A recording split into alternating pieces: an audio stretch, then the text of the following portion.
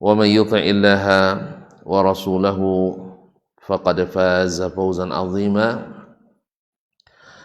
أما بعد فإن أصدق الحديث كتاب الله وخير الهدي هدي محمد صلى الله عليه وسلم وشر الأمور محدثاتها وكل محدثة بدعة وكل بدعة ضلالة وكل ضلالة في النار. معاشر المسلمين معاشر المسلمات الحاضرين والحاضرات والمشاهدين والمشاهدات والمستمعين والمستمعات, Bapak dan ibu-ibu, saudara-saudara, saudari-saudari, serta adik-adik dan anak-anak jemaah Masjid Ubay bin Ka'ab radhiyallahu anhu Pekanbaru, ataupun yang menyaksikan serta mendengarkan melalui 91,1 FM dimanapun berada. Yang besar tak dipanggil gelar, tak bergelar, tak sebut nama, para alim ulama, nenek mama, tokoh adat, tokoh masyarakat, mudah-mudahan senantiasa dalam keadaan senang dan bahagia dengan Islam dan iman yang sentiasa menenteramkan hati dan jiwa. Dengan izinnya, taufik daripadanya, kita dibangunkan dari tidur. Alhamdulillahillazi ahyana ba'dama amatana wa ilaihin nusyur. Kemudian digerakkan hati dengan iman, dengan niat insyaallah ikhlas, kita datang pula ke rumahnya ini untuk mengumpulkan banyak sekali kebaikan demi kebaikan, pahala, barakah, rahmat dan ampunan. Semoga tak satu pun kita kecuali nanti di saat pulang bawa bagian yang terbesar. Oleh itu mari kita dengan hati besar mensyukuri nikmat Allah yang maha besar ini. Semoga nikmat ini semakin terasa nikmat dan bertambah lagi dengan nikmat-nikmat yang lain yang membuat hidup kita sentiasa nikmat. Ma'asyiral kiram yang dirahmati Allah Subhanahu wa taala, salawat dan salam kepada baginda Nabi alaihi salatu wassalam yang kita ikuti, yang kita pedomani dan teladani serta taati. Semoga hati kita terikat kepada imam manapun kecuali kepadanya. Dan bila terikat dengan mereka, kita mesti mendahulukannya. Karena kalau ditanya siapa imam kalian, imam kita adalah Sayyiduna Muhammad sallallahu alaihi wasallam. Dan imam-imam yang lain harus mengikut dan tunduk kepadanya, sehingga kita tidak terpilah-pilah, terpecah-pecah, tidak terkotak-kotak, akhirnya senjata pun kontak kadang. Na'udzubillah. Tapi kita satu imam kita, Muhammad sallallahu alaihi wasallam. Fa in tanaza'tum fi shay'in farudduhu ila Allahi wa Rasul. Ma'asyiral kiram yang dirahmati Allah.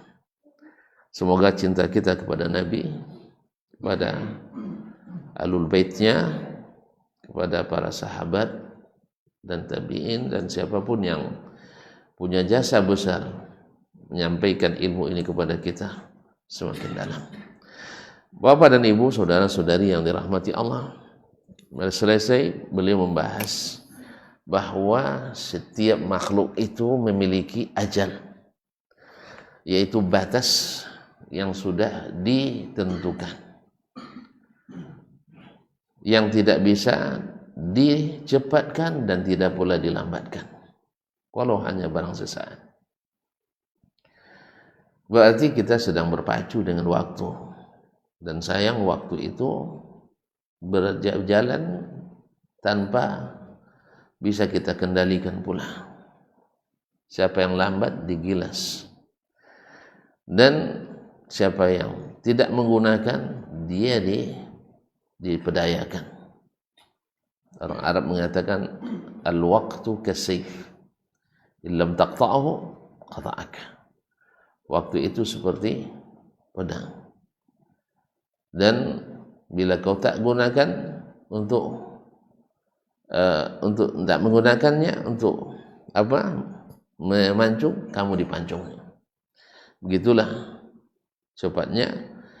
Jadi waktu itu adalah suatu nikmat, tetapi bila tidak berguna, dia menjadi nikmah, menjadi sebab yang memberatkan kita pada hadapan Allah.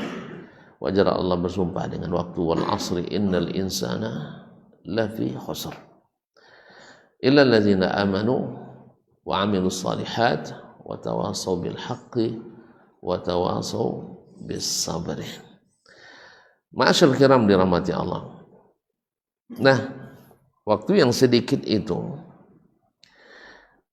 tidak jarang pula kita diganggu, bahkan setiap saat kita diganggu oleh waswasatus syayatin, oleh waswasnya bisikan-bisikan syaitan.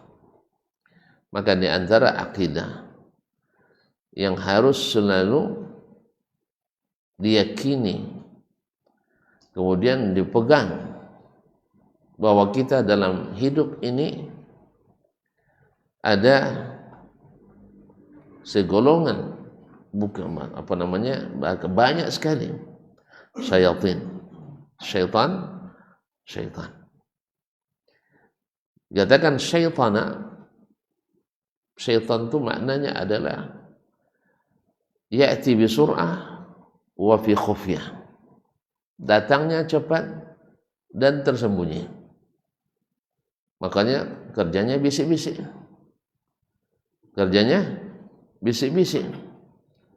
karena tidak terdengar dan cepat, ya kan? Mau bisik cepat-cepat dan tengok kiri kan, jangan nampak semua orang, bisik-bisik dan tak terlihat. Maka setiap orang yang suka membisik-bisikkan dan suka menyembunyi-nyembunyikan makanya saya bilang kepada siapapun yang menjadi pemangku kebijakan, jangan ambil pembisik, ambil penasehat. Dan penasehat mesti lebih sehat dari yang dinasihati. Tapi kalau penasehat lebih sakit, bukan menasihati, tapi menyakiti, menambah sakit. Nah, orang-orang sehat itu adalah orang-orang yang bersih hatinya, yang sehat jasmani dan rohaninya, ini dipenuhi dengan iman dan ilmu. Yang seperti ini jadi penasehat, maka melahirkan orang-orang hebat. Tonton dengar Umar bin Abdul Aziz. Sebenarnya dari sisi jalur, beliau bukan jalur utama untuk jadi khalifah. Karena ketika Abdul Malik Ibn Marwan akan meninggal, atau Hisham bin Abdul Malik akan meninggal, dia risau siapa yang akan melanjutkan pemerintahan, karena anak-anaknya ramai. Akhirnya dia tanya seorang penasehat, bukan pembisik, yaitu seorang ulama, amil, abid, salih, yang salih beramal al-ibadah, Raja ibn Haywah.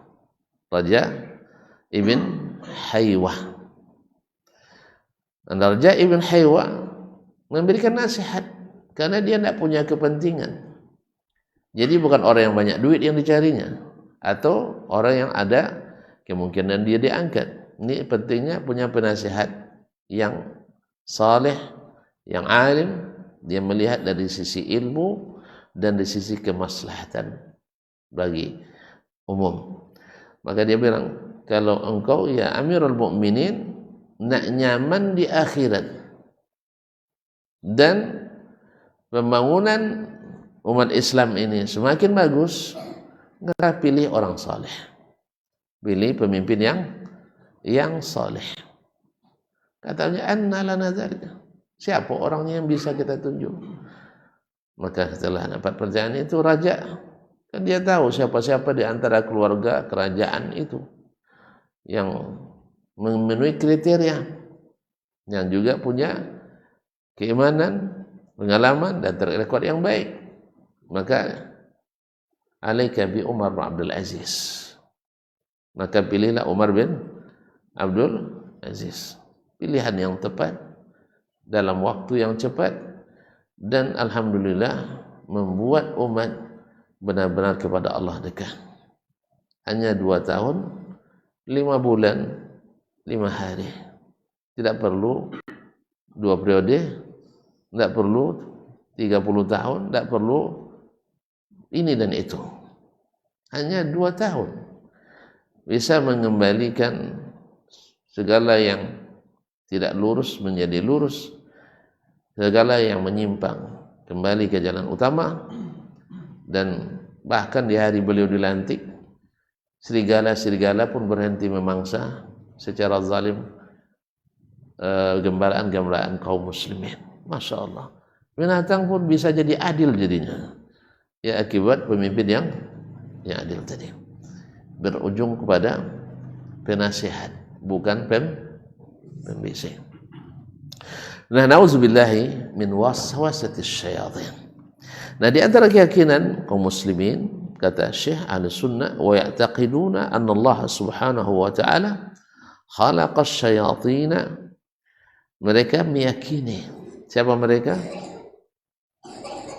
Ahlul hadis. Ahlul hadis. Siapa ahlul hadis? Syafakallah. Ahlul hadis adalah yang mengamalkan hadis. Kita misalnya istilah hadis ini adalah bukan pakar hadis, ya, bukan yang hafal hadis. Sebab kalau yang hafal hadis nanti tidak ada yang masuk kita satu pun. Ya, kalau dia sebut pakar hadis tidak ada yang masuk satu pun nanti kita. Coba yang pakar hadis tunjuk tangan. Tidak ada kan? Nah, jadi saya jawab nanti ini kaji orang aja, kita baca kaji awak tidak ada kan. Jadi ahlul hadis seperti kata Imam Ahmad, kullu musta'milin lil hadis, semua orang yang beragamanya menggunakan hadis. Tahu menggunakan hadis, mengamalkannya. Kalau dia perintah dia laksanakan, larangan dia tinggalkan, berita dia yakini. Ada orang hafal hadis tidak mengikuti hadis, ada. Hadis beribu-ribu bilang misalnya tentang Allah, ya, di mana Allah? Di atas. Lalu yang diikutinya apa? Allah tidak bertempat. Coba yang kan, hafal hadis, hafal hadis, beribu-ribu pula hafal hadis. Nah, beribu-ribu hadis tentang Allah di atas, dia jawab Allah tidak bertempat. Berarti ahli hadis di bab ini ikut ahli hadis? Nah, di bab ini dia jadi ahli hadas. Ahli hadas. Karena tidak pernah ada kalimat di zaman di Al-Quran dan hadis Allah tidak bertempat. Ada ustaz, aynama, wa huwa ma'akum aynama kuntum. Di mana kamu berada, dia berada di tempat itu. Bertempat rupanya. Kalau ikut teks ayat ini, dimanapun kamu berada, dia bersamamu. Berarti bertempat enggak? Lebih banyak tempatnya. Lebih banyak tempatnya, tapi tidak bertempat tadi. Maka kita katakan, Allah memang tidak butuh tempat. Tapi bukan berarti kalau dia tidak butuh tempat, dia tidak di atas. Dan sudah kita jelaskan berkali-kali ya. Kalau ada yang masih lupa, saya ingatkan kembali. Kita punya akal, di mana akalnya? Nah, ada lupa memang. Akal ada bersama kita, selalu bersama kita. Dimanapun kita berada, akal ada bersama kita, kecuali orang gila. Ya, jelas? Saya tanya, di mana akalnya? Nah, dia lupa kaji, di dengkul. Aneh, kalau sedang marah dibilangnya di dengkul. Terus ada yang bilang di kepala, ada yang bilang di dada. Baik, apapun mazhab antum, nak di dada, di dengkul, akal memerlukan tempat. Akal memerlukan tempat. Tidak ada yang jawab. Lupa kaji, itu masalahnya. Sekali sebulan boleh, sekali 2 bulan. Nah, ada tempatnya. Hah? Nah, kita cari relawan sekarang untuk beda neurologi. Ya, beda saraf. Nak cari posisi akal di mana? Ada orang bilang di otak kanan, otak kiri, otak tengah sah. Kan akal juga semua main tuh kan. Ada tempatnya di situ. Dicari, ini akal rupanya sembunyi sini, ada? Nggak ada. Dia tidak memerlukan tempat. Tapi dia ada di sini. Nampak sih? Nampak enggak? Hah? Akal itu ada. Ilmu. Nah, sekarang kita punya ilmu apa enggak? Kita enggak mau, saya lah, enggak ada ilmu apa enggak? Ada. Di mana ilmu saya? Hah? Di buku. Saya tutup bukunya. Di dada, sah? Baik, sekarang saya nak nanya. Siapa yang mau jadi sampel? Mana yang lebih banyak ilmu kita? Hah? Gimana tuh cara menentukannya? Karena saya duduk di atas. Iya. Tapi nampak tak? Ini onggokan ilmu Ustaz, ini onggokan ilmu antum. Nampak? Enggak. Jadi ilmu yang ada itu makhluk saja ada di sesuatu, tapi tidak mesti membutuhkan tempat itu. Alhamdulillah. Masa antum memecahkan rumus seperti ini aja sulit sekali sih? Lebih sulit pula dari rumus fisika, rumus persamaan fisika yang 35 tahun tak terpecahkan. Nampak ya? Makanya kaum muslimin dan muslimat, kadang-kadang orang kalau tidak mengikuti petunjuk Al-Quran dan hadis, seolah-olah akalnya buntu dalam bab itu. Lebih percaya pada riwayat palsu daripada ayat dan hadis yang mutawatir. Jelas? Kalau udah jelas, sudah gitu? Enggak, bab tadi, bab ini belum. Nah, jadi kaum muslimin dan muslimat adalah mati Allah SWT. Jadi ketika menyebut ahli hadis, ingat-ingat ya, bukan pakar hadis, supaya tuan-tuan tidak sedih nanti. Ini ustaz aja dibilang, awak tidak dibilangnya. Jadi